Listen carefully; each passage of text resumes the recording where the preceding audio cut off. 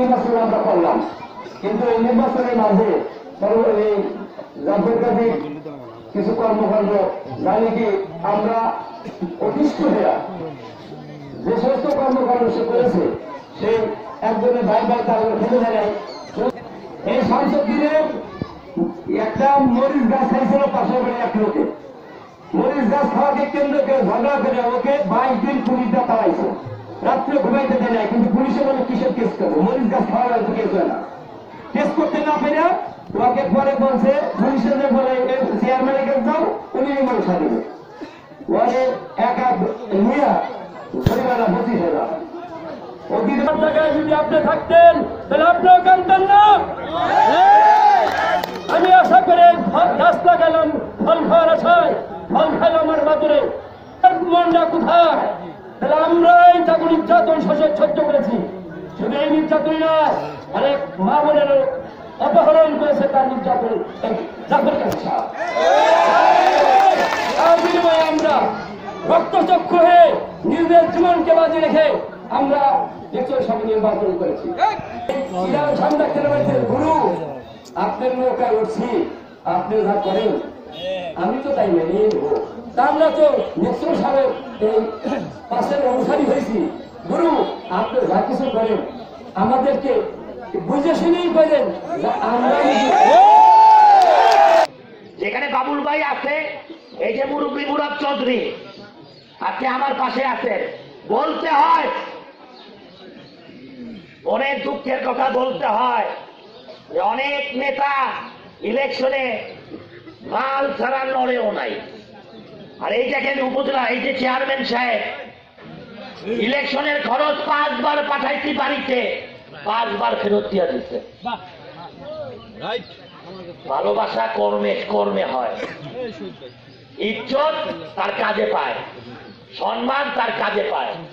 আপনার মনে দুঃখ, আপনি ভোটটা দিয়েন না, কিন্তু আরেকজনের বাধা দিয়েন না। মোবাইল টোবাইল সবাই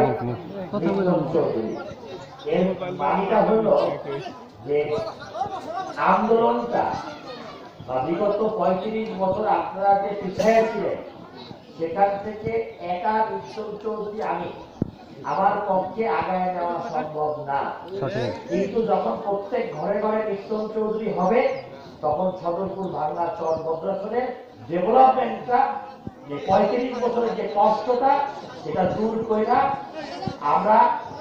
করে আমরা সবাই শক্তি এক কইরা ঘরে ঘরে শক্তি এক কইরা আমি একা পারবো না, আপনাদের সবাইকে মিষ্টন চৌধুরী হইয়া কাজ করলে আমরা আমাদের লক্ষ্যে পৌঁছাইতে পারবো। দ্বিতীয়টা যেটা উনি বলতেন যে ভোটটা আমি পাইছি সেটা আমার কামাইয়ের ভোট, আমি কতটা ঠিক এইভাবে বলি নাই, আমি বলছি ভাই আমি 5 বছর কষ্ট করি, আমি 5 বছর শ্রম দিই, আমি আমার সংসার পরিবার মা সব ছাইরা আমি 3 থানায় পড়ে এত বড় এলাকা পয়লা থাকেও মানুষ দেখে না, তারপর আমি দিন রাত পয়লা থাইকা 35 বছরে যে জঞ্জাল, মানুষের কষ্ট, মানুষের যে উন্নয়ন বলতে যে জিনিসটা মানুষ ভুলে গেছিল সেই জিনিসটা মানুষের মনে আমি ফুটাইছি। আমি বলছি যে এই যে কষ্টটা এটা আমার কামাই বল, এবং কামাই এটা আমার কামাই আমি বলছি ঠিকই, কিন্তু এটা রক্ষা করছেন আপনারা, রক্ষা করছে আমার কর্মীরা। আজকে আমি 5 বছরে এমপি যদি ঢাকায় বসে থাকতাম আর সদরপুর বাংলার চরপদর্শনে বর্ধিত সভা উপজেলায় কইরা চলে যাইতাম, বলে আপনারা কর্মীরা বাইশা খাইলেও পাবলিক আমার বর্ধিত। আপনারা যারা কর্মী তারা জীবনে বাজি লাগাইয়া, আপনারা বাংলা খাইয়া মাইক খাইয়া আমার ভোটটাকে রক্ষা করে। আমার দ্বিতীয় প্রশ্ন হলো যে বিগত মিছিল মিটিং এ বিভিন্ন সেমিনারে এমপি মহোদয় বলছেন ছবি কাজী পাগলা ছবি আর লিপু হলো সৌ। এখন এই যে পঞ্চম উপজেলা পরিষদ যে আসতেছে এই 2 জনই দেখা যাচ্ছে চেয়ারম্যান ক্যান্ডিডেট।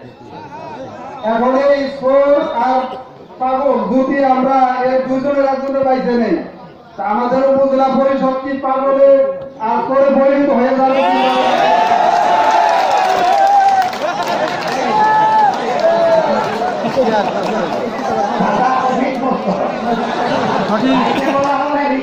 সুন্দর প্রশ্ন করছে সংসদের সংসদের মতো প্রশ্ন করছে কথা বললেন জমি নিয়ে কোনো গন্ডগোল নাই। আমার সাথে এই তিন থানা এবং কাজী আপনার সাথে জমি নিয়ে আমার সমস্যা। আমার সাথে এই তিন থানা মানুষের কোনো মামলা হামলা পারিবারিক শত্রুতা নাই। আপনাদের বুঝতে হবে যে আমি রাজনীতি করতে আসছি, আমি কিন্তু এখানে কারোর সাথে যুদ্ধ করতে আসি। দেখে শফিক আলী সাহেব উনি আমার দল করেন নাই, উনি আমার বিরোধিতা করছেন। আমি কিন্তু এরকম একটা বিরোধী শক্তিও খুঁজি। যদি আমার সাথে কোনো বিরোধী লোক না থাকে, যদি আমার সমালোচনা না করে, যদি আমাকে গালি না দেয়, তবে তো তাতে আমি লেপের তলে ঘুমায় থাকি। আর যদি একজন শক্ত বিরোধী লোক আমার সামনে থাকে, তাহলে সে যত সমালোচনা করবে, সে যত আমায় নিয়ে আলোচনা করবে, তত আমি জনগণের কাছে যেতে পারবো। আমার কথা হলো যে আমি শফিক আলী সাহেবকে পাগল বলছি, সেও মঞ্চে আমাদের ছাগল বলছে। কথাটা বুঝলেন? আর পাগল আর ছাগলের মঞ্চের কথা যদি আপনি বাড়ির ভিতর নিয়ে আইসা রাজনীতি থেকে বিভেদ করেন, তাহলে তো হবে না। শুনে, আমি একটা আদর্শতে থাকি, আমাকে দল বল নির্বিশেষে জনগণ ভোট দিচ্ছে, এটাও আমি মানি। যে শুধুমাত্র এক দল আমাকে ভোট, আমাকে সবাই ভালোবাসা ভোট দিচ্ছে। কেউ সন্তান মনে করে ভোট দিচ্ছে, কেউ ভাই বোন মনে করে ভোট দিচ্ছে, কেউ নিজের একটা খন্ড মনে করে আমাকে ভোট দিচ্ছে। সেখানে কিন্তু দল আসে নাই। কিন্তু আপনাকে বুঝতে হবে, আমি কিন্তু একটা আদর্শের নিচে থাকি। সেই আদর্শ থেকে আমি কিন্তু বের হতে পারবো না। আপনি মনে করেন আমি একটা পরিবারের সন্তান, সেই পরিবারের সাথে আমি রাগ হইতে পারি, সেই পরিবারের বিরুদ্ধে আমি কথা বলতে পারি, কিন্তু আমার রক্ত কাটলে কিন্তু দুই ভাগ হবে না। আপনার আমাকে ভিন্ন দল ভোট দিচ্ছে, তার মানে এই না কিন্তু আমি আমার আদর্শের বাইরে চলে যাব, আমি আমার পরিবারের বাইরে চলে যাব, আমি আমার রক্তের বাইরে চলে যাব। আপনি যে কথা বলছেন যে আমি বলছি, তারা বলছে, আমি তো ভাই কাউরে না কাউরে ফলো করি রাজনীতিতে, কারো না কারো রাজনীতির নীতি মানি। আমি তো এখানে এমপি হইতে আসি নাই, আমার রাজনৈতিক ক্যারিয়ার, আমার রাজনৈতিক জীবন বাড়াইতে আসছি। আমি তো একটা জায়গায় বসে থাকবো না, আমি তো সারা জীবন বিদ্রোহী থাকতে পারবো না। আর সারা জীবন বিদ্রোহী থাইকা রাষ্ট্রের বিপক্ষে যুদ্ধ করার ক্ষমতা আমার নাই। রাষ্ট্রের বিপক্ষে যুদ্ধ করার ক্ষমতা আমার নাই। আর আমি যখন মরবো তখন আজকে গায়ে দিচ্ছে, কিন্তু আমি যখন মরবো তখন কিন্তু সবাই নিয়েই মরতে হবে। আমাকে রাজনীতি করার সুযোগ দেন। শুনেন, আমার নেত্রী শেখ হাসিনা, এর বাইরে তো কেউ না। তো আমার নেত্রী বাংলাদেশের 3 বার প্রধানমন্ত্রী, বঙ্গবন্ধুর কন্যা, 4 বার বঙ্গবন্ধুর কন্যা, সে কিন্তু জনসমক্ষে একটা কথা বলছে, আমরা যদি বঙ্গবন্ধুর কোট, শেখ হাসিনার কোট, হোসেন শহীদ সরোয়ার্দীর ইতিহাস, ভাসানীর ইতিহাস, মুক্তিযুদ্ধের ইতিহাস পড়াশোনা না করি, ফলো না করি, তবে কিন্তু আমি রাজনীতি করতে পারবো না। আমাকে তাদের কথা ভাবছেন, তাদের আমি দেখিও নাই, কিন্তু আমি যাকে দেখছি সেই জননেত্রী শেখ হাসিনা, সে কিন্তু বারবার একটা কথা বলছেন, তার কপালে একটা দাগ আছে। সে বলছেন, দেখেন আমি এত অসহায়, আমি এই বাংলাদেশের প্রধানমন্ত্রী, সর্বোচ্চ ক্ষমতার মালিক আমি, আমার কপালে যে দাগটা দিচ্ছে সে আমার মন্ত্রী পরিষদের মন্ত্রী। শেখ হাসিনা বলছে যে আমার কপালে যে দাগ, এই দাগ যে দিচ্ছে সে আমার মন্ত্রী পরিষদের মন্ত্রী। আমি একজন নীলকণ্ঠ, আমি সাপের বিষ হজম করতে পারি। শেখ হাসিনা তার কপালের দাগের জন্য যাকে দাগ দিছে তাকে তার ক্যাবিনেটে মন্ত্রী বানাইছে। শেখ হাসিনা বঙ্গবন্ধুর কন্যা, সে সাপের বিষ খাইয়া হজম করতে পারে। ভাই আমি তো এটা চুনা পাথর পড়ি, আমি না সরকারি ছেলে করা গাড়ি হজম করতে, আমার তো বিষ হজম করতে হবে। আমাকে রাজনীতি করতে দিবেন? আমাকে আগাইতে দিবেন? জি আমার উপর বিশ্বাস থাকতে হবে। জি ব্যথা ইনশাআল্লাহ আপনাদের মনে আছে, আমার মনেও আছে। অবশ্যই ব্যথা আমার মনেও আছে। শফিক আলী সাহেব মঞ্চে আমাকে বক্তব্য দিতে, আমাকে ছাগল বলছে, আমাকে আমাকে যেটাই বলুক আমাকে বলছে। শফিক আলী সাহেব কিন্তু আমার মাকে নিয়ে গালি দেয় না। শফিক আলী সাহেব আমার মৃত বাপ নিয়ে গালি দেয় নাই। শফিক আলী সাহেব আমার মৃত স্ত্রীকে নিয়ে গালি দেয় নাই। কিন্তু এই লিপু মঞ্চে দাঁড়াইয়া আমার পরিবার নিয়ে কথা বলছে। সঠিক অতএব দুইটার মধ্যে ভাগ আছে।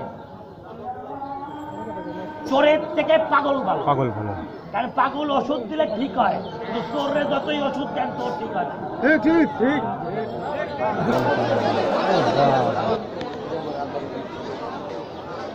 আজকে আমাদের অনেক নেতা কর্মী অনেক কথা বললো, আমরা শুনলাম।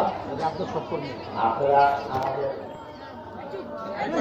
আমাদের দীর্ঘদিনের কষ্টের সাথী। আমি রাজনীতি করি জনগণের জন্য, আমি রাজনীতি করি মানুষের জন্য। বিগত 5 বছরে আমরা কাজ করছি। আমাদের যারা এখানে উপস্থিত আছেন, আমাদের আগতের চেয়ারম্যান মুরাদ ভাই, বিআরআর চেয়ারম্যান আছেন নাফিস সর্দার, আমাদের রুমি ভাই আছেন, আমাদের বিউটি আপা আছেন, আমাদের জেলা পরিষদ সদস্য বিউটি আপা আছেন, আমাদের আজিমনগর ইউনিয়নের চেয়ারম্যান মোতালেব চাচা আছেন, আমাদের পৌর কমিশনার সাহেবের বাংলা পৌর কমিশনার সাহেবের ছেলে হায়াত আলী আছেন, এবং আমাদের ইসমাইল ভাই এবং উপস্থিত অন্যান্য নেতৃবৃন্দ, মুরব্বীরা, আসসালামু আলাইকুম। আমি আজকে এখানে মরহুম হারুন চাচার মৃত্যুবার্ষিকীতে আসছি। আমাদের যুবলীগের সদরপুর উপজেলার সভাপতি, বর্তমান জনপ্রিয় চেয়ারম্যান, আমার সাথী, রাজনৈতিক বন্ধু এবং আমার বড় ভাই বাবুল ভাই বাবার দাওয়াতে আমি আসছি। অতএব আজকে আমি এখানে আসছি তার জন্য দোয়া করতে, তার বাড়ির অনুষ্ঠানে আসলে একটা আলোচনা সভা এখানে রাখা হচ্ছে, আলোচনা করতে। আমার খুব সহজ কথা, যে আপনাকে আঘাত দিচ্ছে সেই আঘাত আমি ফেরত দিতে পারবো না।